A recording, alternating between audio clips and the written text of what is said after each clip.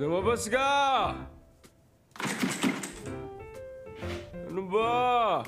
Ay, alam ko nandiyan ka sa loob pero ayaw mo lumabas. Meron ka ba tinatago dyan sa loob, ha? Lumabas ka na! Sige ka, tatawag ako ng emergency services! Tatawag pa talaga siya sa emergency services? Paano kung magpumalit talaga siyang pumasok doon sa loob? Nandun pa naman lahat ng gamit sa investigation headquarters. Sige, ganito na lang. Magtago ka na muna dun sa loob. Sige. Ay! Ano nangyayari?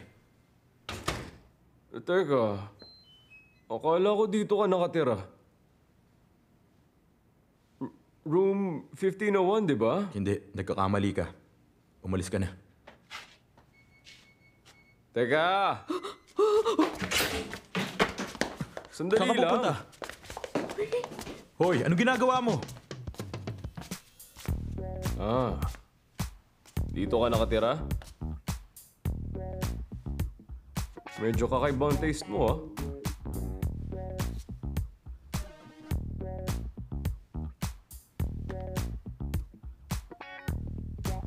Mahilig ka dyan? Anong kailangan mo? Nasaan na siya? Dito ba siya nagtatago? Ano bang sinasabi mo? Gusto mo bang ipahuli kita sa pag-trespass dito? Galing mo umarte. Alam ko namang tinatago mo lang siya. Anong ginawa mo sa paternity test results? Pinag-plastic surgery mo siya para kamukha niya si Mina at mapalapit sa amin. At binigay niya sa'yo lahat ng pera ng Human Group. Kaya ka ba nandito? Para sabihin ng imahinasyon mong wala namang katotohanan? Bakit ako nandito?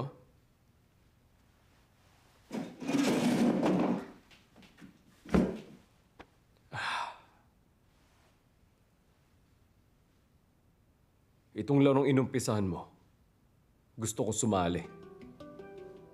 Ano? Alam ko naman nung umpisa pa lang na hindi siya si Kang Mina. Pero hindi ako nagsalita. Pagkatapos ng lahat, magtulungan na lang tayo. Hindi niya kailangan bumalik sa amin. Gusto ko lang manatili kaming kasal. Kung alam mong hindi siya ang asawa mo, bakit hindi mo hinanap yung totoo? Hinahanap ko naman eh. Talaga? Anong gagawin mo pag nahanap mo siya? Alam ko hindi na rin siya masaya kapag kasama ako. Kaya ayos lang kahit di na siya magpakita. Huwag mo ko tingnan ng ganyan. Anong alam mo sa pamilya ko? Alam mo ba kung anong ginawa mo sa akin ngayon? Hindi ako interesado. Pagkatapos nung nangyari, bumagsak ang presyo ng stocks. Pinalayas yung kapatid ko at nakaligtas ako. Tingin mo ako ang dahilan? Hindi. Dahil yun sa babaeng yun. Isa lang ang dahilan kung bakit hindi niya iningatan na nasa paligid niya kapag may halaga sila. Hindi pa ako tuloy ang inabandonan ni Kang Mina. At nasa kanya pa rin ang shares niya kaya hindi ko pinaalis. Kapag hindi ko siya binalik, pati ako mapapaalis. Kaya ko naman tanggapin yun. Pero may iiwan ako sa Hanjo Hotel na wala yung shares niya. Hahabulin ako ng kapatid ko bago ako paalisin